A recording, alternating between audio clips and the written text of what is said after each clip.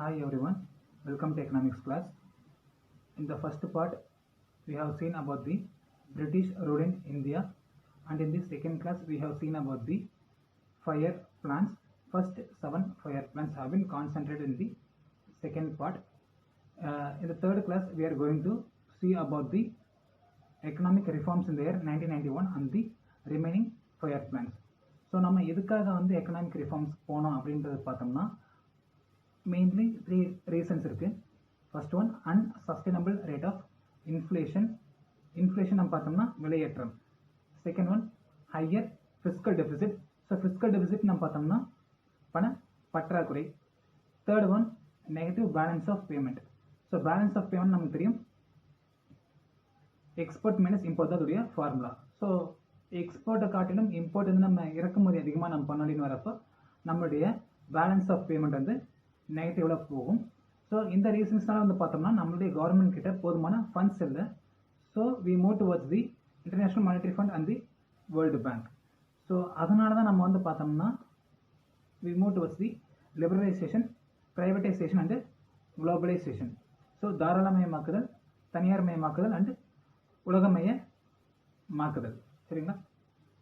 Next we move towards the 8th 5-year plan. The 8th 5-year plan duration was from 1992 to 1997. The main aim of the 8th 5-year plan was giving importance to agriculture and rural activities. Second point was decentralized planning. So அடிமட்டத்தினுடைய திட்டத்துக்கு முக்கியத்துவம் கொடுத்தாங்க. Third one, a good governance. Fourth point, the role of the state, that is the role of the government, was redefined. Okay, so after bringing liberalization and privatization, many government companies were moved towards disinvestment. So முதலீட்டை திரும்ப பெறுதல். So கவர்மெண்ட்டுடைய ஸ்டேக்லாம் வந்து பார்த்தோம்னா வந்து sale பண்ணுறது. Okay, next we move on towards the 9th 5-year plan. 5-year plan was from 1997 to 2002. It mainly gave importance to basic minimum services. So அடிப்படை வசதிகளுக்கு முக்கியத்துவம் தரப்பட்டது. ஸோ இதில் பார்த்தோம்னா சில பாயிண்ட்ஸ் அவங்க வந்து இம்பார்ட்டன்ஸாக கொடுத்துருக்காங்க.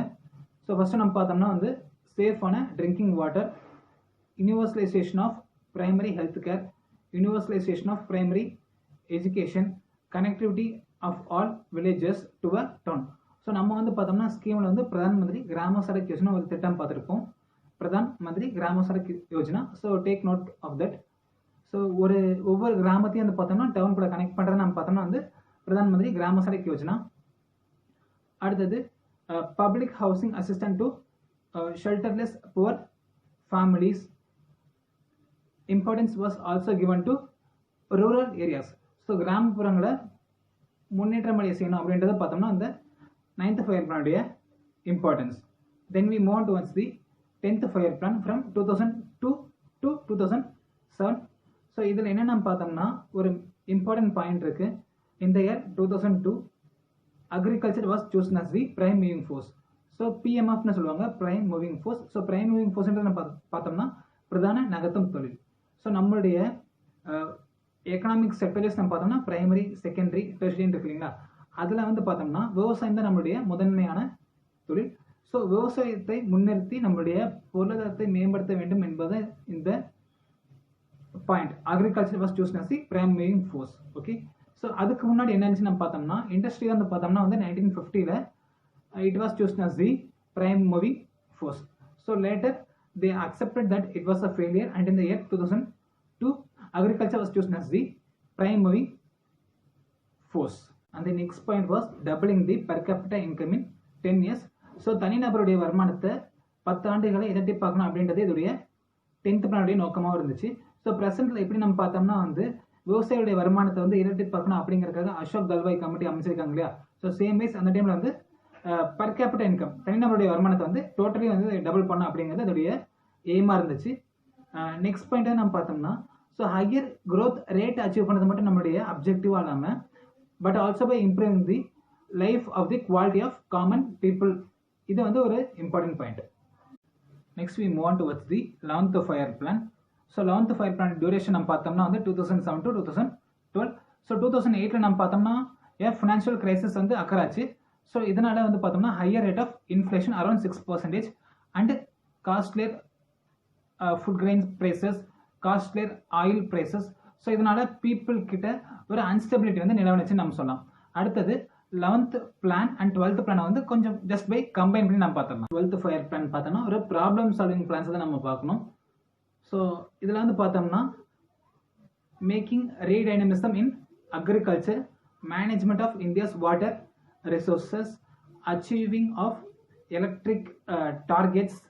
ஸோ எலக்ட்ரிசிட்டி ஜென்ரேஷனுடைய டார்கெட்டை வந்து அச்சீவ் பண்ணணும் அப்படின்றது இதோடைய எய்மாக இருந்துச்சு.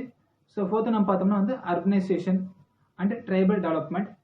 இதில் அர்பனைசேஷன் பாயிண்ட் பார்க்குறப்ப பார்த்தோம்னா வந்து main importance was focused on infrastructure facilities.